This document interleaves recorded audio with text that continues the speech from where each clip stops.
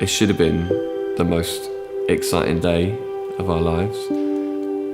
We were pregnant and we were heading into hospital for our first scan. But when we got there, they told us there's a problem. So we've been waiting to have a child for about 10 years, and we suddenly found out that we were pregnant.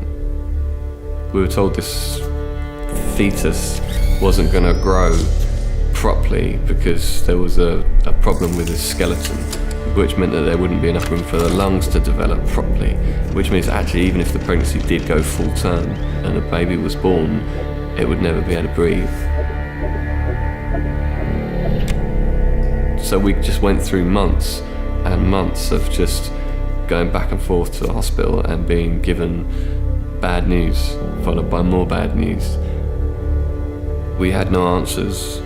We didn't know what was causing the problem, and the doctors weren't able to give us any real clear understanding of why this was happening. We just knew that everything was not as it should be. I guess when you feel that your faith's just not strong enough, it's amazing to have people around you to help you stand. And that was an amazing thing, to see people who would cry with us and laugh with us and encourage us. People to hope for you and have faith for you. So we went for this intervention meeting close to the birth, and we didn't really know what to expect. The doctor said, well, when the baby dies, would you like us to leave the baby with you in the room, or would you like us to take it next door, or should we take the baby to a hospice down the road? We were just stunned. We were like, well, we don't want any of those things. If the baby was alive when it was born, it wouldn't survive for long.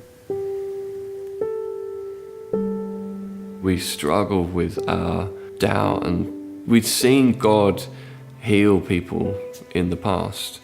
We'd seen him not heal people in the past. We genuinely believed that God could, but the hard things that we didn't know if he would. When these storms in our life come, we can choose to be defined by them, or we can choose joy. Even though we didn't know what was going to happen, we needed to be thankful for what God had given us. And actually, I genuinely believe that it's in the midst of giving thanks that we saw the power of God just move.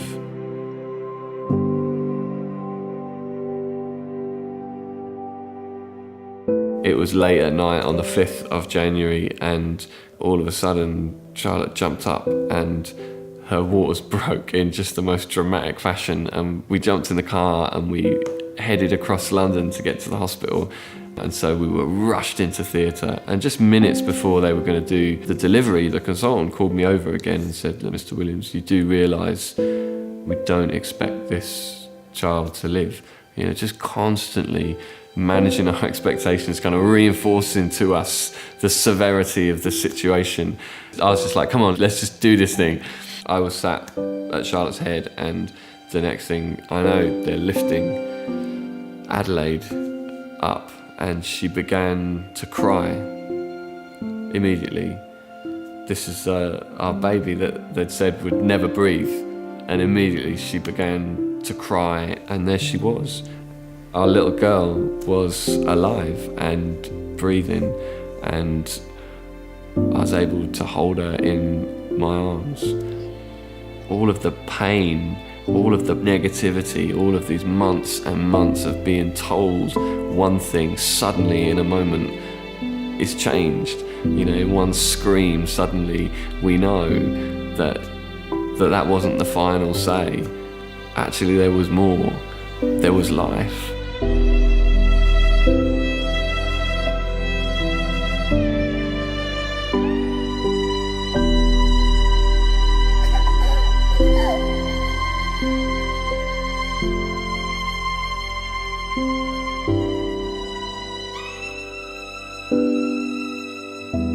So we still have lots of questions, there's still lots of uncertainty, there's still lots of challenges every day. But we know that in the midst of the troubles in life, we can choose joy. And that's a joy that's not dependent on whether stuff's going well or not. It's a joy and it's a thankfulness that we can know because God is in control and because we trust him that he has the best for us. He loves us.